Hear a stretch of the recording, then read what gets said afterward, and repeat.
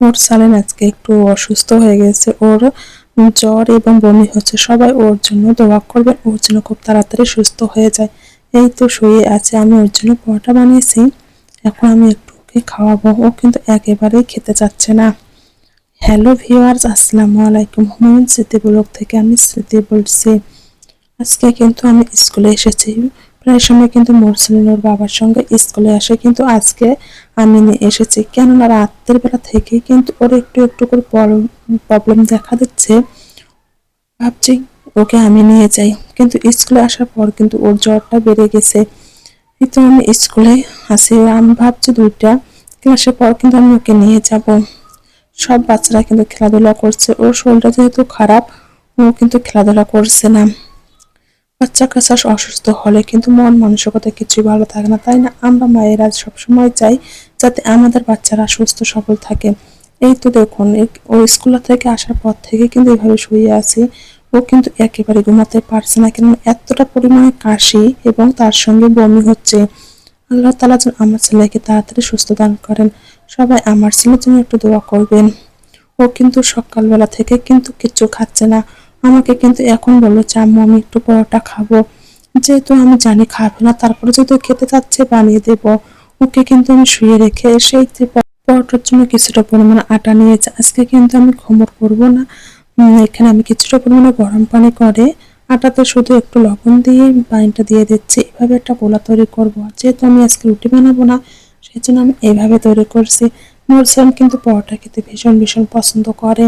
ভাবছিলাম যে পরোটা বানালে হয়তো সে খাবে, কিন্তু ও কিন্তু একেবারে খায়নি। এই তো আমি পরোটা একেবারে বানাচ্ছি। পরোটা বানানো কিন্তু খুবই ইজি। আপনারা এভাবে সুন্দর করে একটু একটু করে পানি দিয়ে গোলাটা তৈরি করে নিতে পারেন। একবারে পানি দিলে দেখা যায় কখনো পানিটা কম এবং বেশিও হতে পারে। সেই জন্য অল্প অল্প করে দেওয়ার খুব চেষ্টা করবেন। এই তো আমি অলরেডি গোলাটা তৈরি করে নিচ্ছি। এখন আমি শুধু পিঠাগুলোই তৈরি করব। ভাবছি এক এক করে বানিয়ে না রেখে একটা করে বানাবো, একটা করে ভেজে ভেজে মোরসানকে দেবো, দেখি খায় কিনা। অন্য চুলায় কিন্তু আমি একটু লং, আদা, তেজপাতা দিয়ে সুন্দর করে রং চা বানিয়ে নিচ্ছি, যাতে ওর একটু কাশি। সেই জন্য আমি কিন্তু রং চাটা ওকে খাওয়াবো।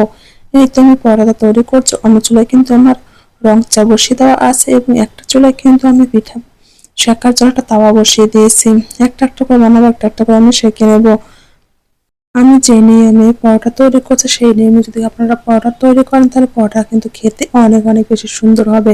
কেননা এই ধরনের পরোটাটা কিন্তু খেতে অনেক বেশি মজা হয়।